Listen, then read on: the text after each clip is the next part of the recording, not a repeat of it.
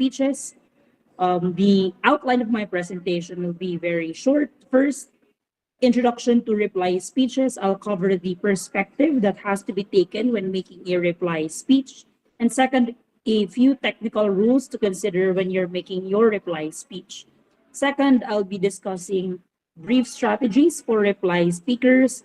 I'll be covering general expectations for replies, technical callouts that you might want to use, and a few guiding questions that may be of use when you're making a reply speech. So, as a brief introduction, reply speeches are very unique to Asian parliamentary format, and we have to consider that the perspective you're using when you're making a reply speech is that you're a biased adjudicator. What this simply means is that you're expected to provide a concise justification on why your team or why a team should win that particular debate round. Now, I want you guys to imagine a debate happening in a public area, and you're randomly picking someone, a random person from the audience, and asking that random person who they thought won the round and why that particular team won that round. That essentially is the direction for reply speeches. We think of them as individuals who would offer objective assessments to why a specific team wins or a specific team loses in that particular round. So, removing that particular hypothetical situation, the perspective is that you're an adjudicator who has to provide a sort of objective justification on why your team wins. So, on one hand, while you take the perspective of an adjudicator, you're a biased adjudicator because you're trying to explain why your team wins that debate round. So again, the perspective is that you're a biased adjudicator.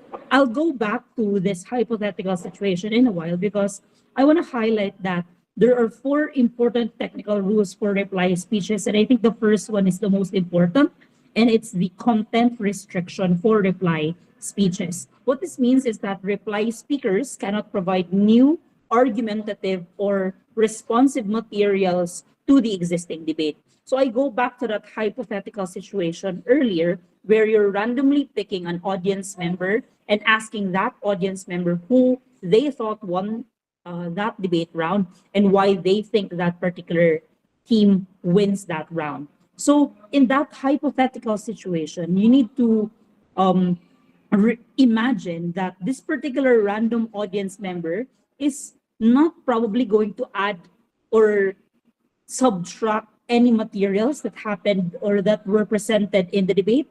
So that random audience member is going to provide you with a justification on why a team wins based only on what he, she, they heard in that particular debate round. So pulling out of that hypothetical context, when you look at reply speeches, reply speakers are not allowed to provide new materials, and instead, they have to evaluate the debate as it is and explain why their team wins over the other team. Next, there is an eligibility requirement for reply speakers, and this is that generally replies can only be done by the first or the second speaker of a specific team. So meaning whips generally cannot do a reply speech. Most notably, it's going to be very difficult for opposition whip if opposition whip makes an opposition reply, because that would mean straight up 11 minutes of yapping and talking about why your team wins. What I want to highlight is that this again is a general rule because there have been instances or circumstances where we allow an opposition whip or a government whip speaker to do the reply. And this is only when both of the first and the second speakers are not available or are not able to make their reply speeches, probably because they were disconnected because of bad internet connection or what have you. But what matters is that the general rule is that only the first speakers and the deputies are allowed to construct and deliver a reply speech. The exception to the rule is that if both of these speakers are not available, then in the worst scenario, we allow a whip speaker to deliver a reply speech. Now, I was able to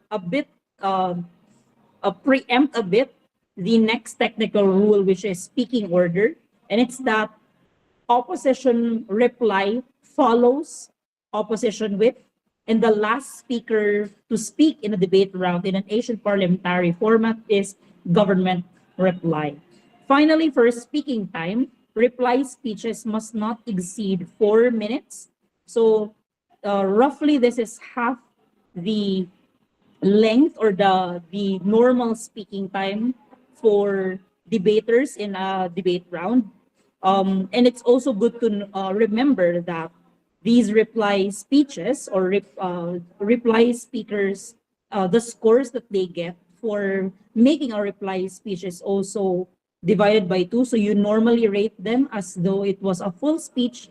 If, for example, you rate a reply as 82, but you divide it by two to indicate that that particular speech is a reply speech, and it also proportionately mirrors the speaking time that was given to that particular reply speaker. So with that out of the way, we're done with the introduction for reply speeches. But what I want everyone to remember is that replies provide debate deciding elements to the judge, meaning these particular reply speeches are not just ceremonial speeches. They're not just there to add, you know, flavor and, to add some added dynamism for an Asian parliamentary debate, but instead they are there to provide adjudication-based inputs to the judge to help the judges decide why one team ought to win over the other. So with that in mind, if our focus is providing the panel of adjudicators with a biased adjudication that contains debate-winning materials or debate-deciding materials, then the question is, how do you then construct a reply speech? And this leads me to the second part of this very brief discussion on replies and these, and I'll be now talking about strategies for replies. Now, I want to give an immediate disclaimer that there is no fixed formula for making a reply speech. But what I'm tapping into here are briefings as well as personal experiences on how I personally do my replies and how numerous briefing manuals would suggest on how a specific speaker would make a reply speech. So again, like debate is an art. So in the same manner that reply speeches are also art forms, so there are people who deliver very, very serious reply speeches. There are others who deliver very humorous reply speeches. There are others who deliver a very emotionally compelling reply speech. All of these styles are valid and are valuable. And probably the appreciation of these different styles also vary depending on the motion, the motion topic, or the quality of the debate so far, or of that particular round. But again, because debate is an art, reply speeches are also artworks or art forms rather that do not have a fixed formula for success. So again, I'll be focusing on strategies that I personally use and that's recommended as well by a few debating manuals or judging manuals around the world. So first, I want to go back to the general expectation that you're a biased adjudicator. So meaning you must provide a biased assessment of the debate basing on specific judging metrics. So my first recommendation and strategy for everyone listening to this is you have to go back to important metrics of adjudication. So we talk about burden fulfillment, for example. Burden fulfillment as a judging metric can be important, especially when specific teams miss out on fulfilling the burdens required of a specific motion type. So, for example, if the debate is a this House regrets motion, then it is expected for government to provide us with a counterfactual. But if they don't make a counterfactual or they don't forward a counterfactual, then probably that equates to a lack of burden fulfillment that affects the comparativeness of their case, and therefore it can be a basis for that particular team, for a government bench, to lose in that particular debate. In the same manner that individual speaker roles also carry with them specific burdens that have to be fulfilled. So if you're a first speaker, of course, generally speaking, you have to set up the debate. If the debate is a bad debate and there's a bad definition, it's only leader of opposition who should be able to explicitly challenge the definition of prime minister. If this does not happen and it ought to be done in that particular round, then probably we can say that leader of opposition did not fulfill his or her or their responsibility in that round. And that can potentially be a basis for opposition team to lose that particular debate round. So what I'm saying is that, again, when you're making a biased adjudication of the debate, you ought to utilize judging metrics that will really be helpful to the panel of adjudicators listening to you. Beyond burden fulfillment, if, for example, like what I've mentioned, burdens related to varying motion types, like making a policy in a policy debate, or providing a clear comparative or a clear trade-off in a THBT or a values assessment debate, as well as individual speaker roles and the burdens that are inherent in each speaker role, you ought to also consider judging metrics that are used to evaluate the persuasiveness of a specific speaker. So you might want to consider whether or not materials provided by your opposing team is relevant. Were these presented in a clear and structured manner? Was this internally consistent? Are the materials internally consistent, or is there an issue of team consistency in your opponents? To what extent does your opponents explain their arguments? And this is where we touch on rigor of analysis or analytical rigor. So first, under this, we look at how logical the argument is. So what's the breadth of analysis? So how wide is the explanation, or how many actors or stakeholders are covered by that argumentation, or how deep is the analysis? We look at the logical structuring of that argument and whether that argument makes sense both in breadth and in depth.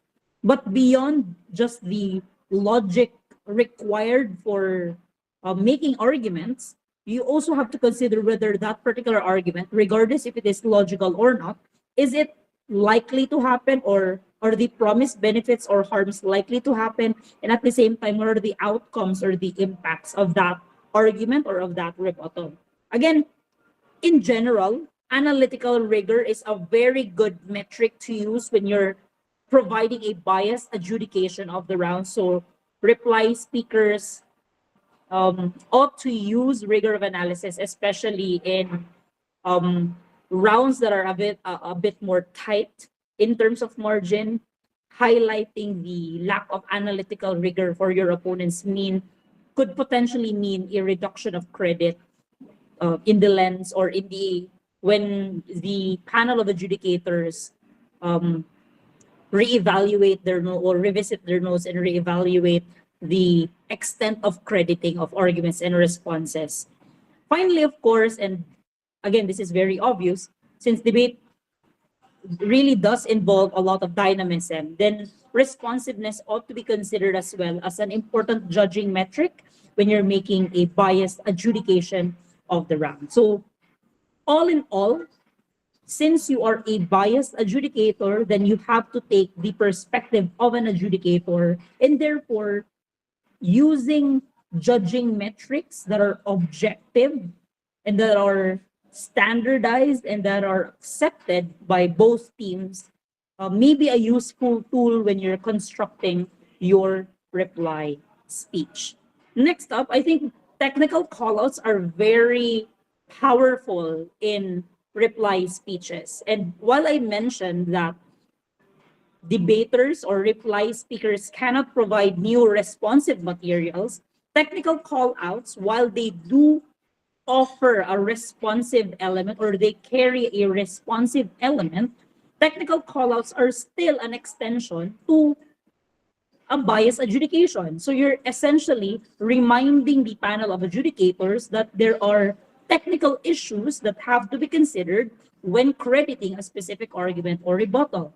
So for example, there can be a technical call out on the logical fallacies. So if your opponent, for example, is running an a slippery slope argumentation, or they're running a red herring fallacy, or they're straw manning the debate, exposing this logical fallacy can be important in replies because it reminds the judges that specific arguments and responses ought to be credited less because it is guilty of being a logical fallacy. So you ought to ask the question, do your opponents simply rely on rhetorically compelling but illogical materials, arguments, or rebuttals?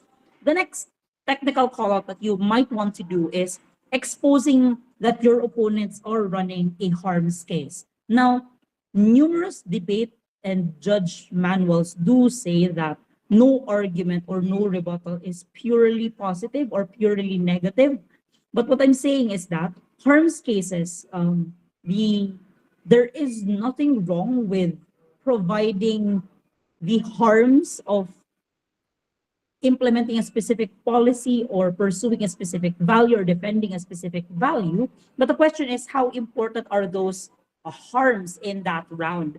So a technical call out on harms case operate on the simple question, do your opponents simply enumerate a list of harms, but they do not necessarily link this back to a greater goal? I think the latter part of the question is important because the problem with harms cases is not the presentation of harms, but the evaluation and the appraisal of whether or not those harms are indeed important in the debate or not. So, like any debate, there is a problem, either realistic or hypothetical, that have to be solved. And therefore, there is an inherent goal that each team has to defend or has to explicate and achieve.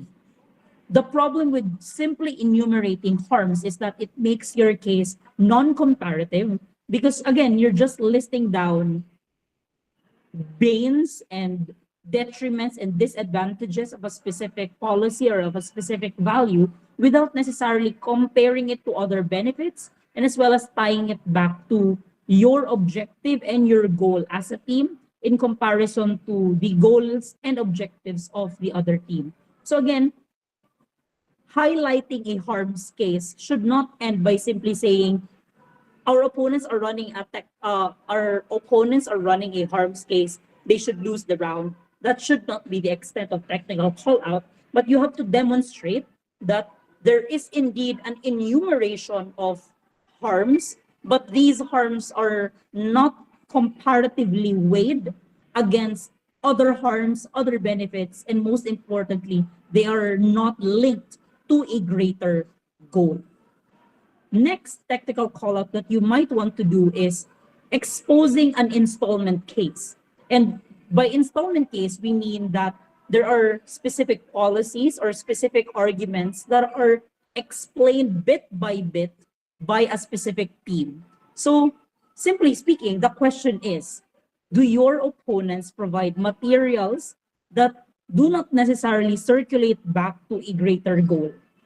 So the first thing I want to highlight for installment cases is that, again, the process of making an installment case is that Prime Minister initially discusses a small part of that argument. That argument gets to be expounded more by the deputy, and the concluding and the most important parts probably of that argument are discussed by the whip.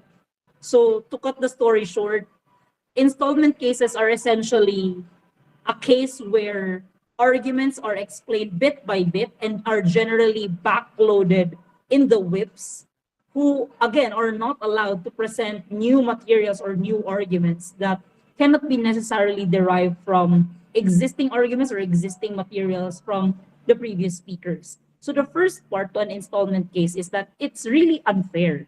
If you're launching a policy in installment, like the safety prongs or the clarifications on how a policy work would come from deputy or worse would come from whip, it does not provide a fair opportunity for your opponents to respond to this particular installment policy.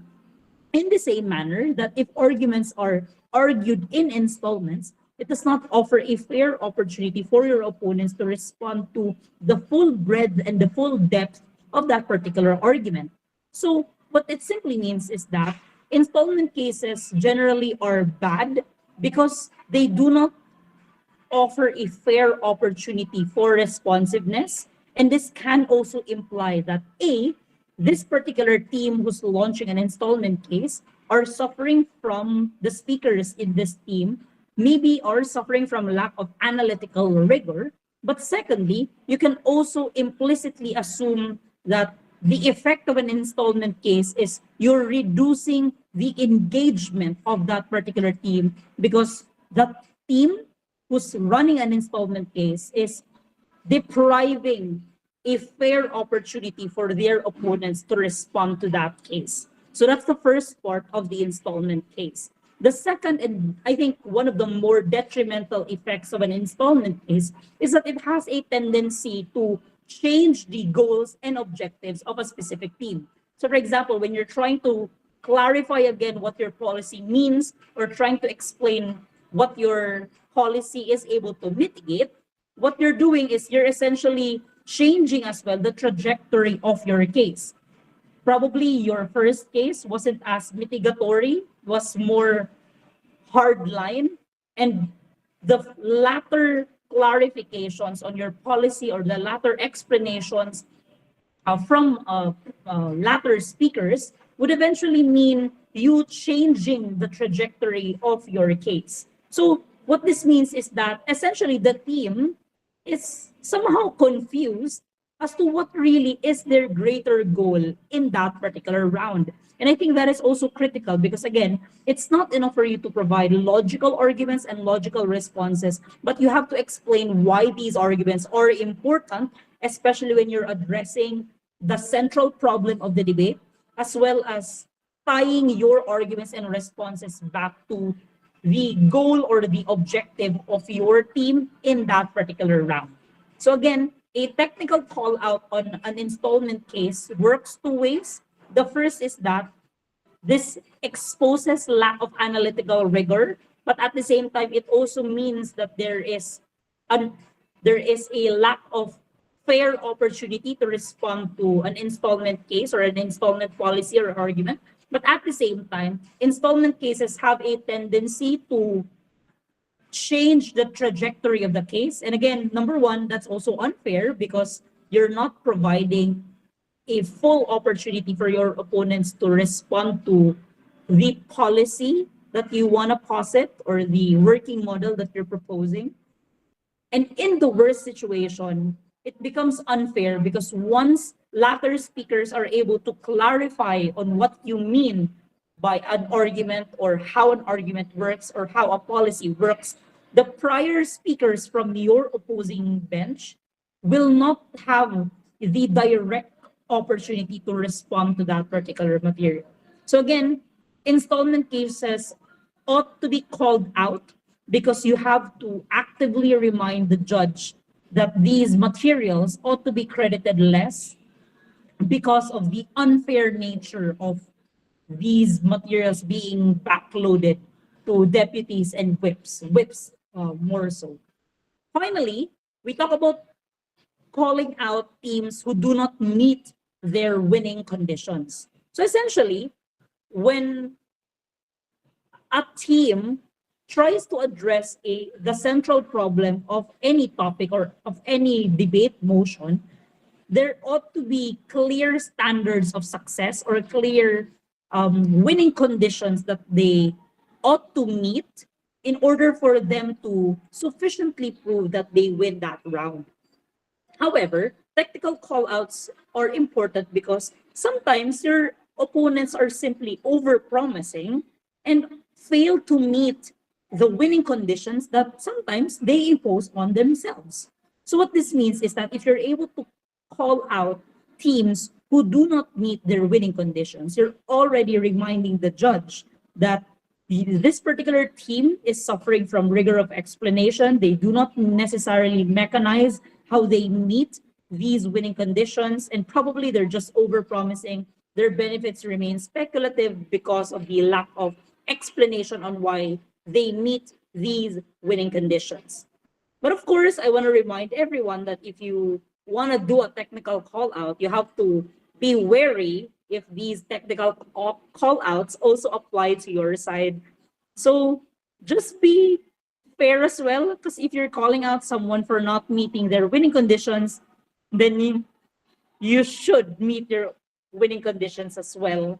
So again, these call outs are important call outs, but again, exposing issues, technical issues in a case does not necessarily mean that you win the round. But what these call outs do is that they remind the judge to second guess the extent of crediting of arguments and responses. The next part, and I think this is moving towards the last portion of my presentation, is what then are guiding questions that you ought to remember when you're making a reply speech? Beyond technical callouts, we look at the content of speeches and the content of cases. So first, you might want to widen margins. And the way you do this is you ask the question, which issues are won by your team and why are these issues debate winning? So what we're trying to do in the first strategy is that you try to highlight specific issues that you're clearly winning, and you explain, you meta-analyze why these issues are the most important issues in the round. The converse of that is mitigation of losses, which is the second part. And in mitigating losses, you have to accept that there are specific issues that probably you have to lose as a team, and is a trade-off that you're willing to take. But the strategy is not simply to accept that you lose a specific issue or a specific set of issues, but you explain why these issues are less important or are not important at all.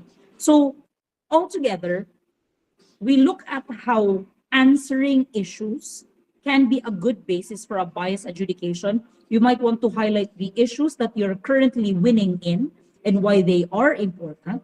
In the same breath, you can also explain why you ought to lose a specific issue, but these issues may not necessarily be the most important or the most pressing issues in that debate round.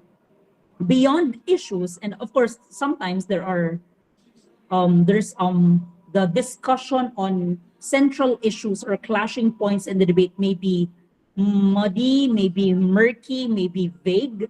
So sometimes it's just important for you to just highlight important materials. So it can either be an argument that was not responded to, a POI that was not responded to, a technical call out that was not addressed by any of your opponents, and explaining why this specific material is important and is debate winning. So I want to highlight again that POIs are important. There ought to be a greater appreciation on how a POI impacts the cases or the speeches of speakers from the opposing team. And these POIs may be highlighted rather, as a critical debate winning element that should be factored in when the panel of adjudicators make their call for the round. Finally, all arguments and all rebuttals are really explained under a specific frame of reference or a specific contextual lens. So it might be helpful as well for speakers to explain how sometimes teams are just responding to your materials, but they're not appreciating your materials because they ignore the underlying context behind your arguments, your responses, your uh, your case in general. So this means asking the simple question, what is the underlying context or the frame that you're operating in, and whether or not the frame that you use was addressed by your opponents when dealing with your arguments and responses. Because it's an entirely different thing to launch generic rebuttals against an opponent as opposed to trying to understand and appreciate that argument in the context upon which it was argued in, and providing responses in the same contextual framing. So again, what this simply offers as an insight is that you can contest the frame of reference that your opponents are doing, but the more critical and the more impactful response is you credit or you accept the framing presented by your opponents, but explain why their materials cannot necessarily be true in that context. Or even if it's true, there are more important things that ought to be considered, like abhorrent harms, unfair sacrifices, vulnerabilities that are exposed, etc., etc. So again, these are just guiding questions that can help you make an effective reply speech. And I hope that this particular discussion helps you because after all, replies can win debates. So with that in mind, thank you so much for listening to this brief lecture. I hope I see you all in PIDC and in tournaments to come in the future. Thank you so much. Mabuhay and Madayaw from Mindanao. Thank you.